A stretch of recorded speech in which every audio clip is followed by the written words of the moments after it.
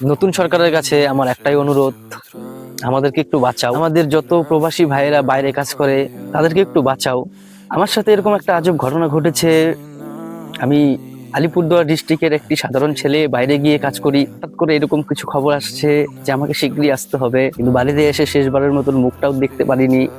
সেই ফিলিংসটা, সেই কষ্টটা আমার মধ্যে কতটা পরিমাণে আছে সেটা একমাত্র আমি বুঝতে পারছি। আমি গত 2 বছর থেকে বাইরে কাজ করি নিজের সংসারকে সামলানোর জন্য, এবং সকল প্রবাসী ভাইদের কষ্ট এবং তাদের অসুবিধাটা আমি বুঝতে পারছি, কারণ আমিও একজন প্রবাসী।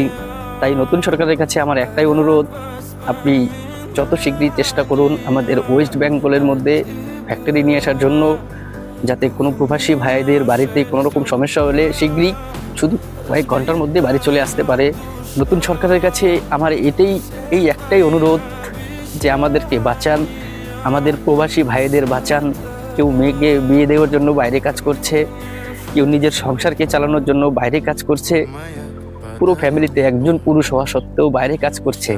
আমাদের ওয়েস্ট বেঙ্গলে ফ্যাক্টরি নিয়ে আসার চেষ্টা করুন, ফ্যাক্টরি আনুন। আমাদের ওয়েস্ট বেঙ্গলে ফ্যাক্টরি আনাটা খুবই দরকার। এই ভিডিওটিকে সব প্রবাসী ভাইদের কাছে শেয়ার করে দিন, সবার কাছে শেয়ার করে দিন। ভিডিওটিকে সরকারের কাছে পৌঁছে দেওয়ার ব্যবস্থা করেন, কোনো প্রবাসী ভাইদের কোনো কষ্ট ফিল না করতে হয়।